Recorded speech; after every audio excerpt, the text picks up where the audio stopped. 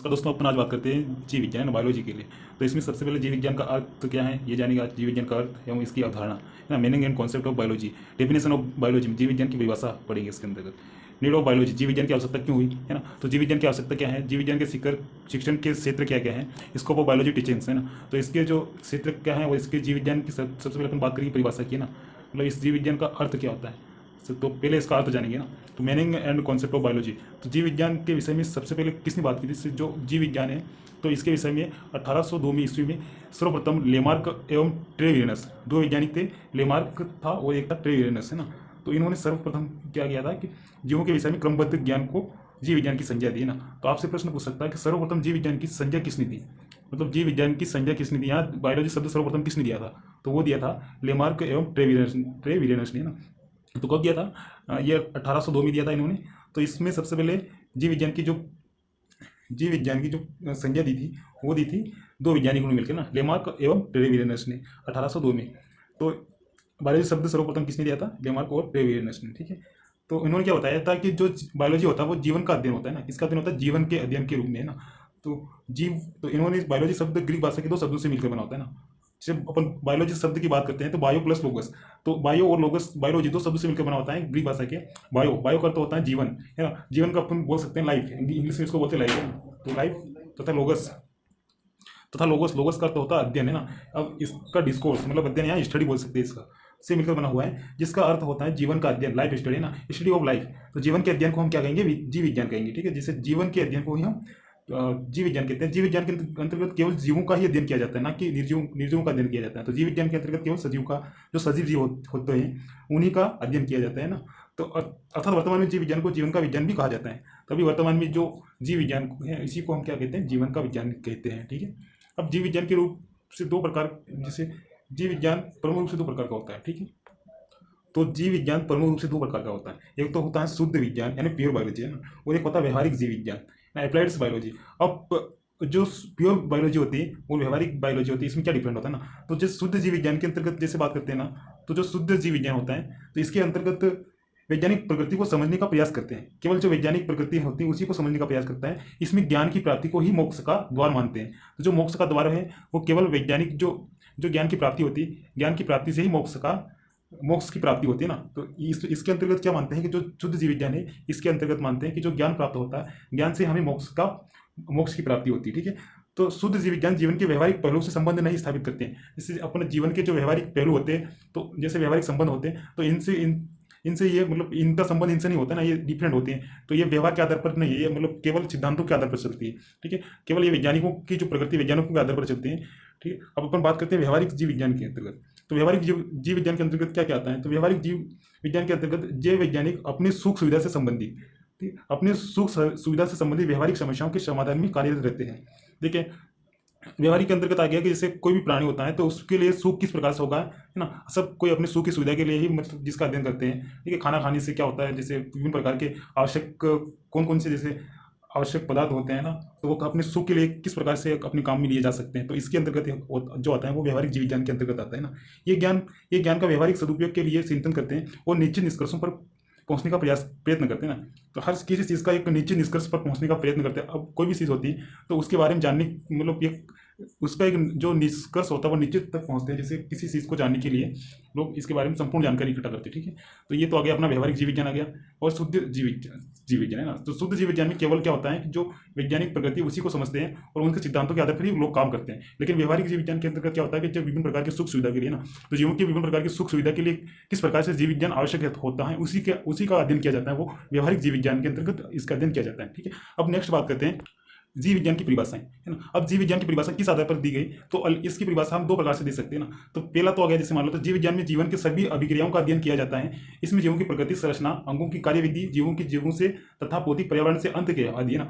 तो जीव विज्ञान के अंतर्गत हम क्या क्या कर सकते हैं, सभी क्रियाओं का अध्ययन किया जा सकता है ना। तो जीवन के अंतर्गत जो भी क्रिया होती है इन सबका अध्ययन किसके द्वारा किया जाता है, जीव विज्ञान के अंतर्गत किया जाता है ना। तो इसमें क्या होता है, जीवों की प्रकृति है ना, सबसे पहले जीवों की प्रकृति का अध्ययन भी किया जाता है, जीवों की प्रकृति, उसके बाद संरचना किस प्रकार से होती है, हर है ना, हर प्रत्येक जीव का स्ट्रक्चर के बारे में उसका अध्ययन किया जाता है। संरचना, शारीरिक संरचना, जो भी संरचना होती है उसका अध्ययन किया जाता है। अंगों की कार्यविधि है ना, तो जो प्रत्येक ऑर्गन होता है उसकी जो कार्यविधि उसका अध्ययन किया जाता है।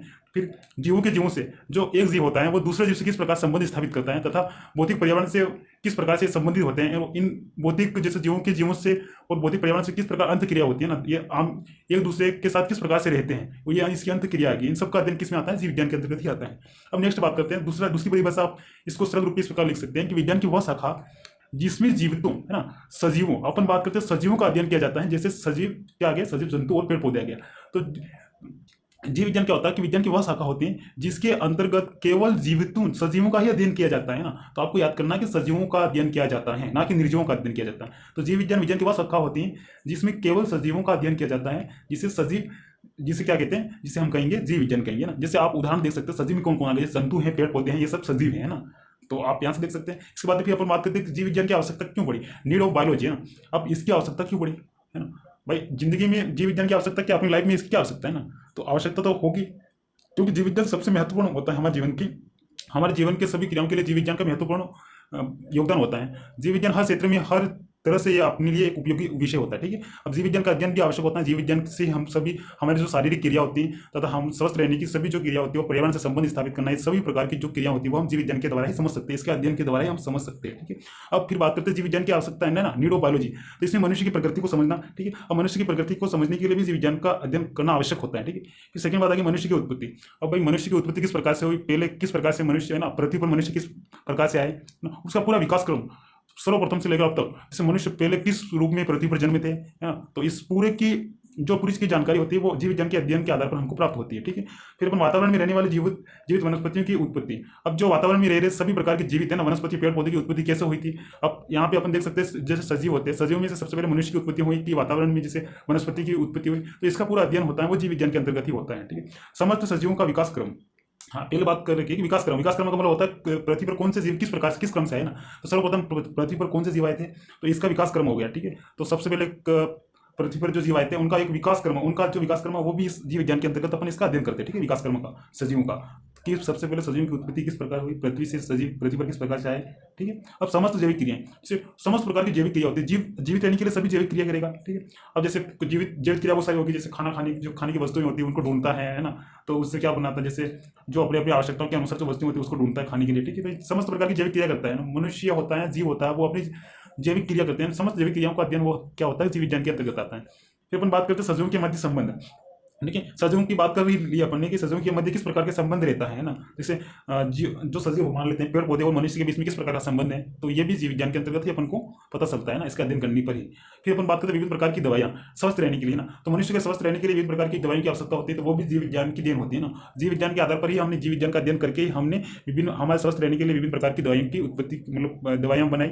तो मनुष्य को स्वस्थ रहने के लिए दवाइयों की आवश्यकता पड़ेगी है, तो वो सभी दवाइयाँ किस प्रकार से कौन कौन से प्लांट से, जैसे बात करते हैं अलग अलग जड़ी बूटियों से दवाइयाँ बनाना, ये सब पूरा इसके अंतर्गत आ गया, ठीक है। अब विभिन्न प्रकार के खाद्य पदार्थों के संरक्षण हेतु, ठीक है।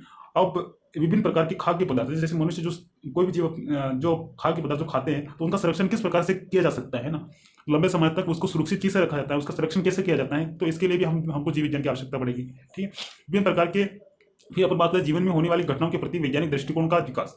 तो जैसे अपने जीवन में बहुत सारी ऐसी घटनाएं होती हैं कि जिसका संबंध केवल जीव विज्ञान से होता है ना, तो इसका भी अध्ययन जीव विज्ञान के अंतर्गत ही किया जाता है। जीव विज्ञान में होने वाली घटनाओं के प्रति वैज्ञानिक दृष्टिकोण का विकास होता है लोगों के अंदर, ठीक है।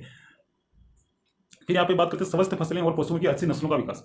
अगर किसी को स्वस्थ फसलें उगाने हैं या पशुओं की अच्छी नस्लों का विकास करना है, तो भी हमको जीव विज्ञान का अध्ययन करना पड़ेगा, और इसी के आधार पर हमको स्वस्थ फसलें और पशुओं की अच्छी नस्लें उगाने का आइडिया मिलेगा, जो भी होगा, ठीक है। अब नेक्स्ट बात करते हैं बायोलॉजी, कि जीव विज्ञान जो होती है बायोलॉजी का, तो बायोलॉजी का जो अध्ययन मतलब सबसे पहले अपन बात करते हैं कि इसका जनक किसे कहा गया ना। तो फादर ऑफ बायोलॉजी की बात करते हैं, तो फादर ऑफ बायोलॉजी होते हैं मतलब जीव विज्ञान का जनक अरस्तु को माना जाता है ना। जो दार्शनिक वैज्ञानिक थे अरस्तु, उनको क्या माना गया, जीव विज्ञान का जनक माना गया। अरस्तु ने जीवों को दो भागों में बांटा था, है ना, पादप एवं जंतु दो भागों में बांटा था। और इनके आधार पर इनके मुख्य लक्षण क्या थे कि जो अरस्तु ने जो पादप और जंतु को बांटा था, इसके मुख्य लक्षण ये थे कि जो पादप होते हैं, पादप को अलग अलग 3 रूप में बांटा था ना। अगर पादप की बात करते हैं यहाँ पे वर्गीकरण के अंतर्गत आते हैं, तो फिर अगर देखें तो पादप को उन्होंने इस प्रकार से बांटा था कि एक तो आ गया इसमें वृक्ष, झाड़ी, और एक आ गया सांप, ठीक। इसी प्रकार से जो जंतु होते हैं, तो जंतुओं को किस प्रकार से बांटा था, तो जंतुओं को जिसमें लाल रक्त कणिका होती है ना, प्रेजेंट, और आरबीसी एब्सेंट। इन दो दो आधार पर जंतुओं को बांटा था, तो ये अपन वर्गीकरण के अंदर पढ़ेंगे, ठीक है। तो आपको केवल ये याद रखना, अरस्तु ने जीवों को दो भागों में बांटा था ना, एक तो पादप एवं जंतु में। तो जीव विज्ञान का जनक किसे कहा गया है, तो अरस्तु को कहा जाता है, ठीक है, ये याद रखना आपको।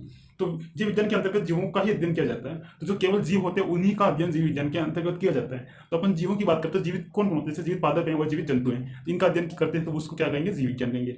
अब सबसे पहले अपन को ये बात आती है कि हम जीवों की पहचान कैसे करते हैं ना, कि ये भाई जीव हैं या निर्जीव हैं, ठीक है। तो हम जीवों की पहचान के लिए हमारे पास मुख्य रूप से दो प्रकार से इसका मतलब अपन पहचान कर सकते हैं ना। तो इसके तो कुछ मुख्य रूप से, जैसे कोई भी जीव होते हैं तो जीवों के दो लक्षण होते हैं, तो सामान्य लक्षण होता है, एक विशिष्ट लक्षण होता है, ठीक है। हम सामान्य लक्षण और विशिष्ट लक्षण के आधार पर इनकी पहचान कर सकते हैं, ठीक है। अपन बात करें सामान्य लक्षण के आधार पर बात करें तो जनन और वृद्धि आता है। तो जो भी जीव होता है जिसके अंतर्गत जनन होता है, जनन का मतलब होता है नई संतति का निर्माण करना, है ना। जनन का मतलब होता है कि जीवों द्वारा अपनी समान नई संतति का निर्माण करना जनन कहलाता है, ठीक है। अब जिस भी जीव में जनन होगा उसे हम सजीव कहेंगे, ठीक है, और जिसमें वृद्धि होगी उसको भी हम सजीव कहेंगे। और उपापचय क्रिया जिनके अंदर होते हैं, जैसे उपापचय क्रिया का मतलब होता है जो कार्बनिक पदार्थ होते हैं, जटिल कार्बनिक पदार्थों को सरल कार्बनिक पदार्थ में मतलब तोड़ना, तथा जो सरल कार्बनिक पदार्थ होते हैं उनको जटिल कार्बनिक पदार्थ में बदलना, ये क्या क्या होता है, उपापचय क्रिया होती है, ठीक है। कोशिका संगठन का मतलब होता है तो प्रत्येक सजीव होता है उसका जो शरीर होता है वो कोशिकाओं से मिलकर बना होता है ना, तो उसमें कोशिका का संगठन जरूरी है। वो संवेदनशीलता का मतलब होता है कि किस प्रकार से वातावरण में जीव किस प्रकार से रह सकता है ना। तो जैसे प्रत्येक जीव अपने वातावरण में रहते हैं, तो उसके लिए संवेदनशीलता होती है कि किस प्रकार से अनुकूल वातावरण को अनुकूलता मतलब अपने अनुकूलन बनाकर रहता है वहाँ वातावरण में, तो ये संवेदनशीलता होगी, ठीक है। अब तो यहाँ पर सामान्य लक्षण और विशिष्ट लक्षण दो लक्षण बताए, तो इसका मतलब क्या हो गया ना, सामान्य लक्षण क्या हो गया और विशिष्ट लक्षण क्या हो गई। तो इसके लिए अपन जानते हैं कि सामान्य लक्षण वे होते हैं कि जो कि केवल मतलब ये ऐसा इस प्रकार से होता है कि जैसे जनन होता है, तो जनन ऐसा भी होता है किसी जीव में जनन नहीं होता है तो उसको भी हम जीव मानते हैं, ठीक है। जैसे आप यहाँ पे जनन की बात करते हैं तो एक जैसे खच्चर होता है ना, तो खच्चर के अंदर जनन होता तो नहीं होता, तो क्या हम उसको जीव नहीं मानेंगे, हाँ जीव तो मानेंगे, लेकिन उसमें जनन नहीं होता तो भी हम उसको क्या मानेंगे, जीव ही मानेंगे, ठीक है। खच्चर होता है, ठीक है। और बहुत सारे ऐसे होते हैं पुरुष होते हैं ना, पुरुष होते हैं, ठीक है, जिनमें क्या होते हैं जनन नहीं होते हैं, ठीक है। वो अलग कि उनमें जनन नहीं हो पाता, वो जनन नहीं करवा सकते, वो बच्चे का पैदा नहीं करवा सकते, दंपति पुरुष होते हैं, ठीक है। अपन खच्चर की बात करते हैं तो पुरुष की बात करें कोई दंपति है ना, मतलब जो क्या होता है कि बच्चे पैदा नहीं करवा सकते, क्या उसको जीव नहीं मानेंगे क्या। जैसे अपन खच्चर की बात करते हैं तो खच्चर क्या होता है, खच्चर के अंदर जनन नहीं होता, तो खच्चर जैसे आप मान लो आप घोड़ा और जो से गधे की बात करते हैं ना, तो इनके संयुगम से खच्चर पैदा होता है, तो खच्चर क्या जनन नहीं करता है, हाँ खच्चर जनन नहीं करता है, लेकिन इसको हम जीव नहीं मान सकते क्या, हाँ मतलब अपन इसको जीव मान सकते हैं ना, खच्चर भी एक जीव है लेकिन इसमें जनन नहीं होता तो भी हम इसको जीव मानते हैं। इस आधार पर अपन इसको सामान्य लक्षण भी रखेंगे, जनन को केवल सामान्य लक्षण ही मानेंगे, क्योंकि विशिष्ट लक्षण नहीं मानेंगे। ऐसा नहीं कि जो जनन नहीं करता है उसको हम निर्जीव कहेंगे, ऐसा संभव नहीं है। जो जनन नहीं करता वो भी क्या हो सकता है, सजीव हो सकता है, लेकिन ये सामान्य लक्षण है, ठीक है। अब खच्चर की बात कर ले और पुरुष दंपति की, जैसे बहुत सारे पुरुष ऐसे होते हैं कि जो बच्चे नहीं पैदा मतलब जनन नहीं करवा सकते, ठीक है। तो इसके लिए भी क्या होता है कि वो तो जीव तो माने जाएंगे ना, ठीक है, उनको हम निर्जीव नहीं कर सकते, ठीक है। अब इसी प्रकार अपन वृद्धि की बात करते हैं तो वृद्धि दो प्रकार से होती है ना। सिंपल अपन वृद्धि की बात करते तो वृद्धि तो जैसे आपने देखा होगा कि कई रेत का टीला है ना, मतलब जहाँ पे कई रेत यहाँ है तो यहाँ पे कुछ नहीं ऐसे वो है, तो यहाँ पे बाहर से रेत उड़ के आती है हवा के कारण, तो यहाँ पे टीला बन जाता है, इसमें भी वृद्धि हो रही। तो क्या हम रेत के टीला को हम क्या कह सकते, रेत के टीला को हम सजीव कह सकते क्या, तो नहीं कह सकते, क्यों, ये निर्जीव है। तो ये वृद्धि है, वृद्धि भी पूर्ण रूप से परिभाषित नहीं करती ना, तो जो सजीव है उसको पूर्ण रूप से परिभाषित नहीं करती, तो इसको भी हम क्या सामान्य लक्षण के अंतर्गत ही रखेंगे। तो सामान्य लक्षण का मतलब होता है जो पूर्ण रूप से परिभाषित नहीं करता है कि ये सजीव है, ठीक है। अपन वृद्धि की बात करते हैं तो वृद्धि जैसे यहाँ पे रेत का बाह्य वृद्धि हो रही, ठीक है। अब बाह्य वृद्धि होती है तो हम उसको क्या कहेंगे, बाह्य वृद्धि होती है, तो इसको हम बाह्य वृद्धि को सामान्य लक्षण मानेंगे। और आंतरिक वृद्धि होती है तो जो जीव होते हैं सभी जीवों के अंदर आंतरिक वृद्धि होती है, ना कि बाह्य वृद्धि होती है। आपको याद रखना है कि जो जीव होते हैं तो सभी सजीवों में कौन सी वृद्धि होती है, आंतरिक वृद्धि होती है। तो इसलिए जो आंतरिक वृद्धि होती है उसको हम विशिष्ट लक्षण मानते हैं, ठीक है। तो जो बाह्य वृद्धि होती है उसको हम सामान्य लक्षण मानते हैं। सामान्य लक्षण का मतलब होता है जो पूर्ण रूप से परिभाषित नहीं करता है कि ये सजीव है, और विशिष्ट लक्षण का मतलब ये होता है कि पूर्ण रूप से परिभाषित करता है कि ये सजीव है। अगर किसी भी जो भी वस्तु होती है उसके अंदर आंतरिक वृद्धि होती है तो हम उसको पहचान सकते हैं ये सजीव है ना, जिसमें आंतरिक वृद्धि होगी। मतलब आंतरिक वृद्धि का मतलब होता है शरीर के अंदर से वृद्धि होती है, उसको हम आंतरिक वृद्धि कहते हैं। तो जिस भी जीव के जो भी वस्तु होती है उसमें आंतरिक वृद्धि होती है तो हम उसको क्या कहेंगे, सजीव कहेंगे। लेकिन जो बाह्य वृद्धि होती है हम उसको सजीव नहीं कहेंगे, उसको हम निर्जीव कहेंगे, ठीक है। उपापचय क्रिया आएगी, ये सब यहाँ पे देख लो ना, विशिष्ट लक्षण के अंतर्गत आती है उपापचय क्रिया। उपापचय क्रिया होती है सभी सजीवों में उपापचय क्रिया होती है, ठीक है। और सभी जो सजीव होते हैं उसमें कोशिकाओं का संगठन भी होता है, कि प्रत्येक जीव होता है वो कोशिकाओं से मिलकर बना होता है, ठीक है। तो कोशिका जो होती है उसकी जो सजीव की क्रियात्मक इकाई होती है, प्रत्येक जो जीव होता है वो कोशिकाओं से मिलकर बना होता है, ठीक है। आप कोशिका की खोज किसने की थी, आप कमेंट करके बताना, ठीक है, कोशिका की खोज किसने की थी। तो यहाँ पे अपन देख सकते हैं संवेदनशीलता मतलब प्रत्येक जीव किस प्रकार से वातावरण में रहते हैं ना, वातावरण किस प्रकार से रहते हैं और अपनी अनुकूलन के आधार पर किस प्रकार से रहते हैं, तो ये उसकी संवेदनशीलता की।